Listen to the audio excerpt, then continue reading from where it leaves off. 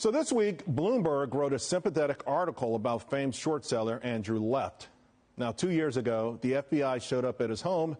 They seized computers and phones, and since then, Left has gone into a foxhole. He's waiting to learn if the Justice Department and the SEC will bring charges of stock manipulation to him. Meanwhile, the public anxiously is also awaiting the outcome as well, especially retail investors. They went to war against Left and all the other short sellers. And I got to be honest, I've had my beefs with short sellers for over 30 years because I think they have way too much latitude to create way too much havoc in a market that normally either has guardrails or should have guardrails. And I admit I love when they are squeezed because, well, I've seen them do a lot of squeezing with impunity. Arguably, it's all legal, but the tactics that I've seen are unfair, and if not illegal, they certainly should be curbed. Now, there should be no way, in fact, like, for instance, to borrow a stock, more stock than is in the float. And then I got to tell you the other thing. It's these smear campaigns. So yesterday, Left told Benzinga that he should be rewarded for exposing bad companies. This is what he said. He's exposing bad companies. And by the way, he talked about working all night long. I've worked day and night for 3 or 4 decades. I'm serious. But what's a bad company?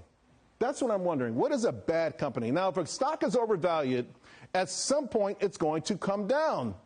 But that doesn't make it a bad company.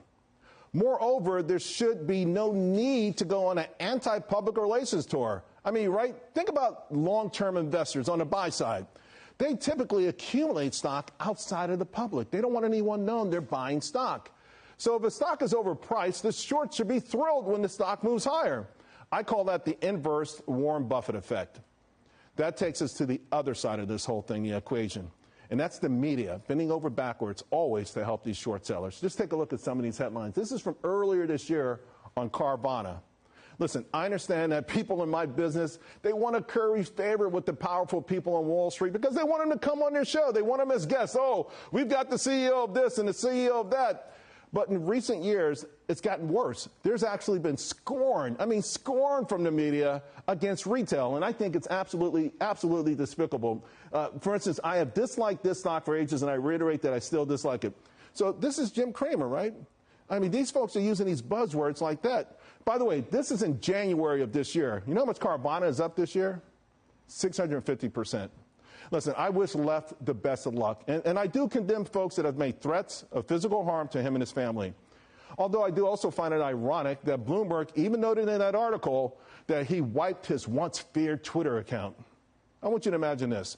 You're the CEO of a struggling company. You've got thousands of employees. And then all of a sudden someone pops up on TV and says that your company is worthless. Yeah, of course, there's room and a role for the shorts to be out there.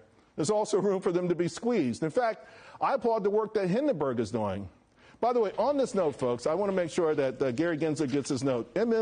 MMTLP, please look into that.